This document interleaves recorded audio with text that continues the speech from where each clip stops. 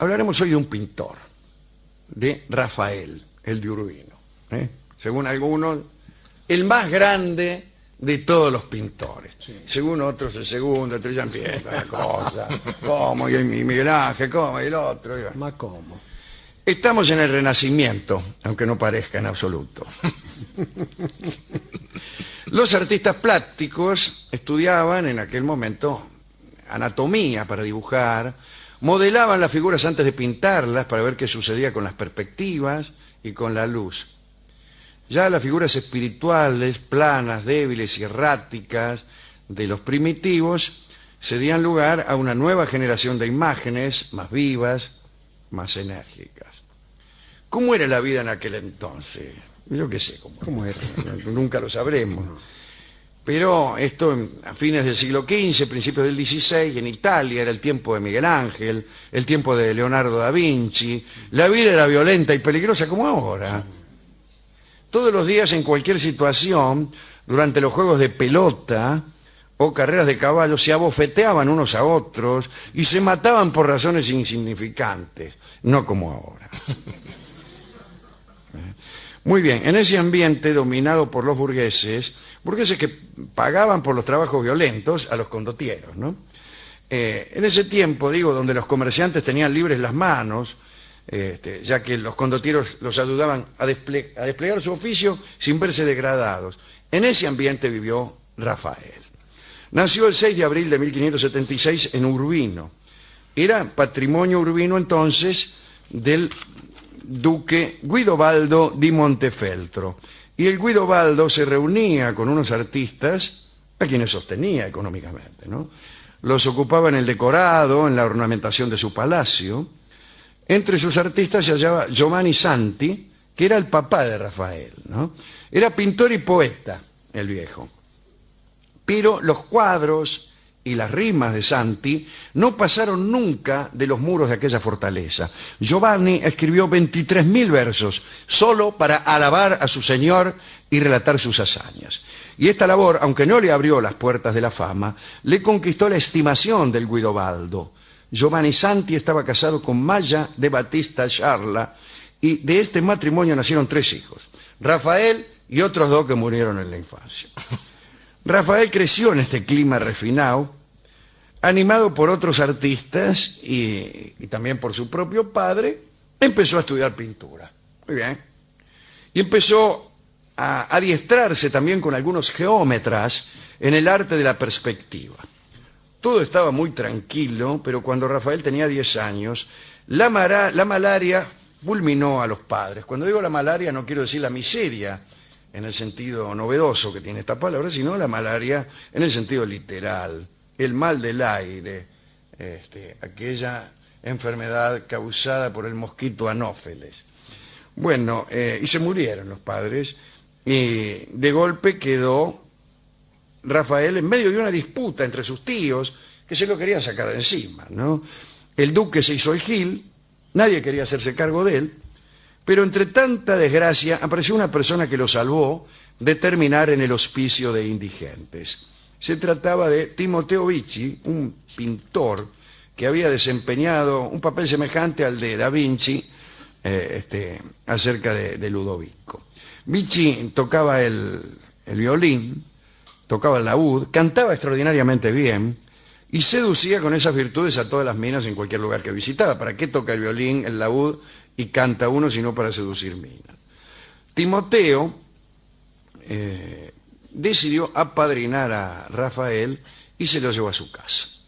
En poco tiempo Rafael aprendió algunas de las técnicas de pintura que profesaba el maestro y también las que tenían que ver con el levante de minas. Respecto a la pintura, ya en esa época pintó La visión de una noche y el San Miguel, que están hoy en el Louvre. Respecto a los otros asuntos, digo el de las minas, parece que el maestro y el alumno salían juntos a caminar y saludar señoritas como tantos de nosotros. Ellos en realidad decían que lo hacían para ampliar los límites de la belleza pictórica, pero se las levantaban a las minas, ¿no? En una carta escribe Rafael: para pintar a una mujer bella necesitaría ver muchas más que una. Pero ante la carestía y escasez, tanto de buen juicio como de buenas mujeres, yo me sirvo más bien de cierta idea que me viene a la mente. O sea que levantaba muchas minas, pero al final pintaba cualquiera. No usaba modelo. No usaba modelo. Parece que tanto a Vichy, más tarde con Perugino, le gustaba salir con Rafael a observar muchachas para pintar luego la idealización de lo visto. No usaba modelos. Según el biógrafo Vasari, Vasari fue biógrafo también de Miguel Ángel, parece que Rafael gozaba con verdades de ficción, inventaba las bellezas que pintaba, pero bueno, naturalmente tenía que inspirarse en la realidad.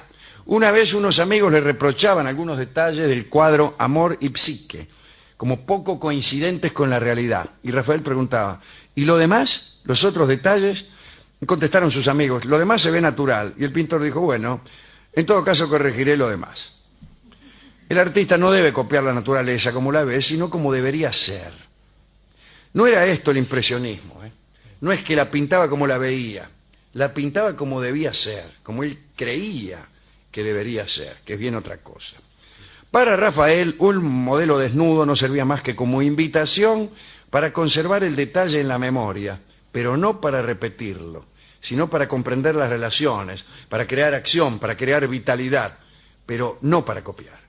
Recuérdese la diferencia entre el Caravaggio, hablamos de Caravaggio no hace mucho aquí. Sí. Caravaggio era uno que pintaba con realismo brutal, así había pintado el tránsito de la Virgen con un cadáver. El cadáver nada menos que de una novia que él había tenido, lo contamos acá, ¿no? La resurrección de Lázaro la pintó con un muerto de 4 días. Y era violento, aparte. Violentísimo. Y el tipo era un asesino. Era un asesino, efectivamente, lo hemos contado aquí alguna vez. Bueno, en su momento Rafael hizo uso del naturalismo más extremo, pero lo hizo para escapar de una situación complicada. Parece que el pintor llevaba una vida disoluta, ¿no? Que es la única vida que vale la pena llevar. Y se quedaba muchas veces sin un guita. Un día estaba alojado en una posada, hacía ya tiempo que estaba allí, se le ocurrió pedir la cuenta y advirtió que debía mucho más de lo que tenía. Entonces le dijo al encargado que volviera al cabo de 2 horas para recibir el importe, que él lo esperaría en la habitación. Al cabo del plazo el dueño fue, se encontró una habitación vacía, pero sobre la mesa había unas monedas relucientes de oro y de plata. El hombre quiso tomarlas, pero estaban dibujadas. Qué bueno. Las había dibujado Rafael y se rajó. Se fue a Florencia a mitad para no pagar algunas deudas y allí continuó sus estudios con el Pinturicchio, que era sordo, pero para un pintor no importa mucho. Considerado uno de los mejores artistas decoradores del siglo. Junto al Pinturicchio, además de pintar, se dedicaban a esconderse de César Borgia, pues le tenían miedo a César Borgia. Y razón tenía, era verdaderamente una bestia. Y incluso trataban de evitar que Borgia se interesara por ellos. Entonces se hacían los giles como algunos en el servicio militar, ¿no? Para no llamar la atención de Borgia. En ese tiempo estudió anatomía y se llevó a su pieza para estudiar anatomía un montón de esqueletos. Los tenía todos amontonados. Debió haber sido un cuadro dantesco entrar en la pieza del Rafael y ver a los esqueletos, me imagino, uno sentado, el otro acostado, qué sé yo. Pintó muchísimo, se puso en contacto con los adeptos de Savonarola, aquel herético que mataron ahí en la Piazza de la Signoria. Rafael estaba en un grupo liderado por Facco Dalla Porta. Golpea que te van a abrir. Discúlpeme, no puedo evitar. Por favor. Pero al final se cansó de Florencia, me refiero a la ciudad, ¿no? De Firenze, y se fue a Roma con una carta de recomendación para el Papa Julio II. Y en Roma lo esperaban. Cuando llegó, quedó completamente admirado por el arte clásico, se puso a estudiarlo con devoción, él mismo incorporó a su obra una enorme carga de espíritu helenista. Si ustedes ven sus cuadros, algunos parecen verdaderamente una reproducción del espíritu griego. Ahí está la academia con unas arquitecturas, me parece, algunas columnas, una cosa así, ¿no? A algunos eso no le gusta tanto, prefieren la imperfección, esas obras menos terminadas de Miguel Ángel. Pero bueno, Miguel Ángel tal vez era menos pintor que Rafael porque era escultor. Fue pintor porque aprendías de todo en aquella época. Y algunos dicen que Miguel Ángel fue el mejor de todos los pintores. Pero bueno, desde el punto de vista de la estricta perfección, parece que el mejor fue Rafael. Pero el otro, Miguel Ángel, por tener ese cierto descuido, tenía también una potencia, una especie de enojo, que no se advierte en Rafael, donde todo es muy prolijo. Bueno, el Papa lo llamó. El Papa también quería darle a Roma un esplendor antiguo y helenístico, y lo llamó a Rafael. Ahí estaba Miguel Ángel, desde luego, trabajando con la tumba de Julio II, una de las grandes tragedias de la vida de Miguel Ángel, porque no sabía cómo terminarla. Las cosas es que a Miguel Ángel no le gustó nada la presencia de Rafael, imagínese. Claro. Yo laburando acá en Roma con el Papa y me traes al otro, escuchame. Rafael le mostró unos dibujos al Papa, el Papa le encargó inmediatamente la decoración de las habitaciones en las que trabajaban Signorelli, Suardi, etc.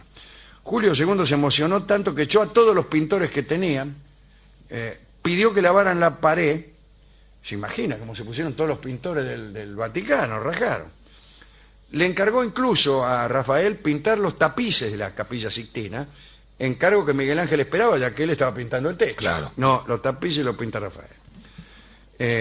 Rafael no delegaba nada, hacía todo él, hasta las tareas más ingratas de la pintura. Ir a la ferretería, iba a él. Cargar las latas, las cargaba él. Las latas, él. Los Revolvía. andamios, Todo él. Sí, los todo, cargaba. revolvía la pintura. Todo era realmente para mostrarse frente a Miguel Ángel, que era su enemigo. Se armó una bronca tal que hasta los discípulos se pelearon. Entre los ayudantes de uno y otro se agarraban de los pelos. Al final, Julio II se murió y las cosas cambiaron. Apareció León X, Miguel Ángel despechado, no porque se hubiera muerto Julio II, pero porque León prefirió a Rafael. Miguel Ángel despechado se fue de Roma y Rafael fue nombrado arquitecto, se dedicó a esculpir, a dibujar, a hacer decoraciones de teatro para las obras religiosas. Un día debió pintar en tamaño natural al elefante favorito del Papa. Era más cortesano Rafael que Miguel Ángel, que era un tipo feo, desagradable, antipático, Claro. etcétera, y genial. Muy tranquilo estaba Rafael hasta que conoció a una chica llamada la Fornarina, que como su nombre indica, era la Era hija una del- fábrica de pasta. la hija del panadero. Cómo me gustan las hijas de los panaderos, no me canso de decir en este programa. Las mejores mujeres que yo conocí eran hijas de un panadero, o trabajaban en la panadería, o doblaron la esquina una cuadra antes de cruzarme, o son cajeras de un supermercado. Bueno, o acompañan a otro en un baile. Claro.